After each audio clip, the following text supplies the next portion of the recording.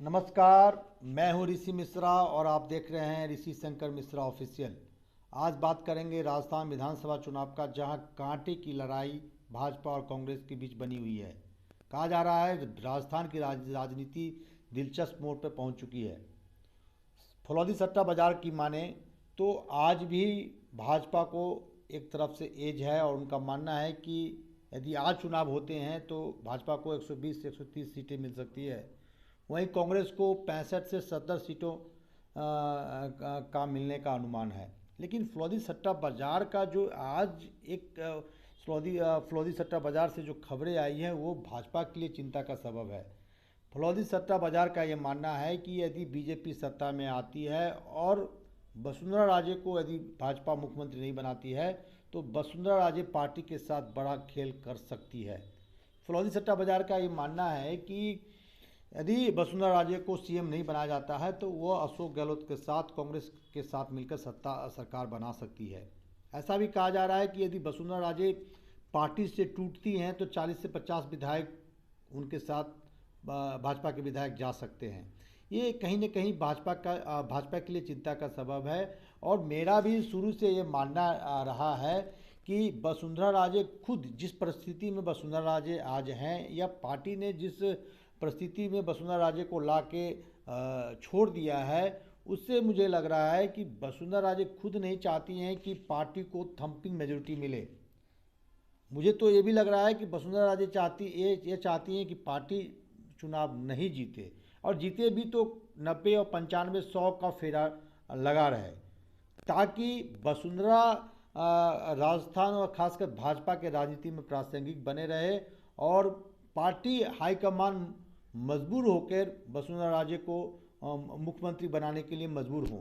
ये कहीं ना कहीं स्ट्रेटजी चल रही है। इसके पीछे कई ऐसे कारण हैं। यदि आप मुझसे पूछेंगे तो आप देखिए, जितने भी जो भाजपा के जो बागी प्रत्याशी चुनाव लड़ रहे हैं, और कई ऐसे दर्जन भर सीट हैं जहां मजबूती से चुनाव लड़ रहे हैं। और यदि आप देखेंगे वसुंधरा राजे जहां जहां रैली करने गई हैं, खासकर उन सीटों पे नहीं गई हैं जहां भाजपा के बागी जो मजबूत उम्मीदवार हैं चुनाव लड़ रहे हैं।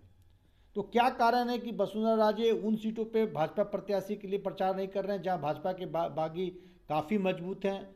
ऐसा कहा जा रहा है कि जो बागी हैं वो वसुंधरा राजे के संपर्क में हैं।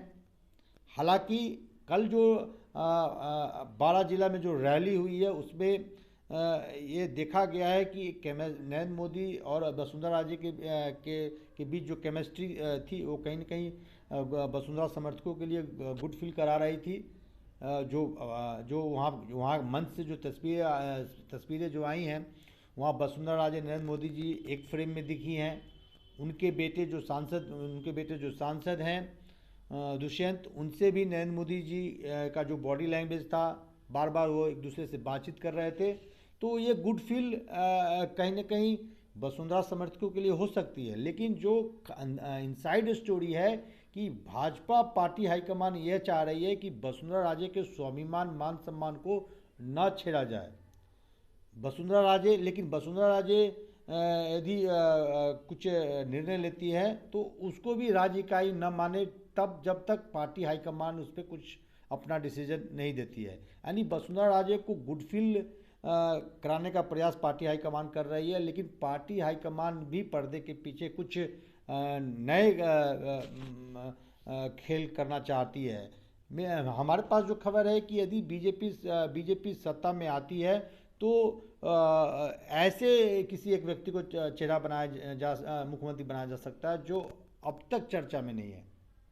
ऐसा कहा जा रहा है कि जो संभावित मुख्यमंत्री के जो दावेदार हैं, जिसमें अश्वनी वैष्णव से लेके अर्जुन राम मेघवाल से लेके और जो ओम माथुर हैं, ओम माथुर के बारे में आपको मालूम होगा कि नरेंद्र मोदी जी से उनकी अच्छी दोस्ती, अच्छी केमिस्ट्री है और गुजरात के प्रभारी भी रहे हैं।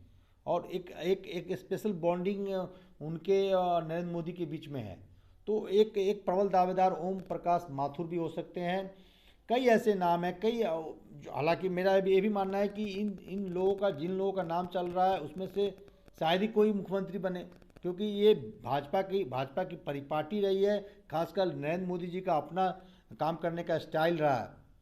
तो कहीं ना कहीं जो फलौदी सट्टा बाजार से जो खबरें आ रही है, यदि वसुंधरा राजे, देखिए वसुंधरा राजे को राजस्थान में आप इग्नोर नहीं कर सकते हैं, क्योंकि वसुंधरा राजे एक सिंगल नेता हैं राजस्थान भाजपा के, जिनका पैन राजस्थान इम्पैक्ट है। हर एक जिले, हर वार्ड, हर विधानसभा में उनके कार्यकर्ता हैं।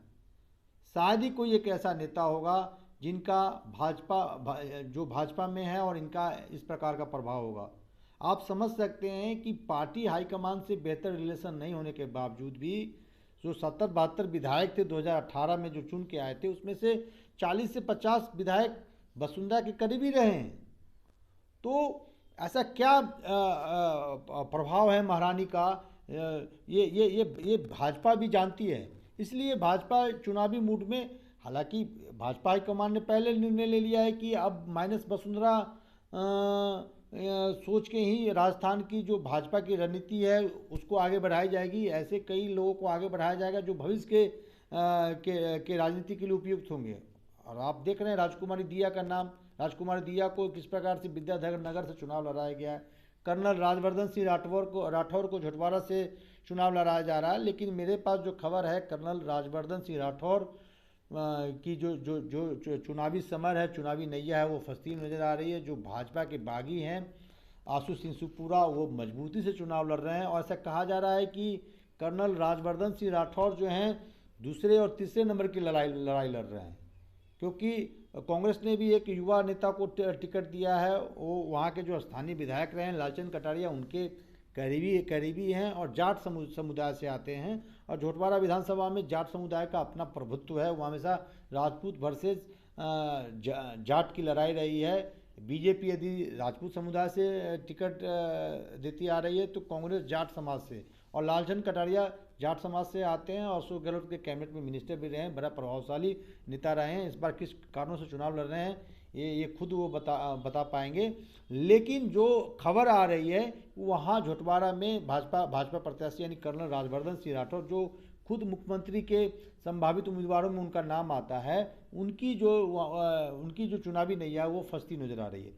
हालांकि आप आते हैं वसुंधरा राजे पे, तो वसुंधरा राजे को जिस प्रकार से शुरू में नेगलेक्ट किया गया, आप पहली सूची को देख लीजिए। पहली सूची में वसुंधरा कई समर्थकों का टिकट काटा गया।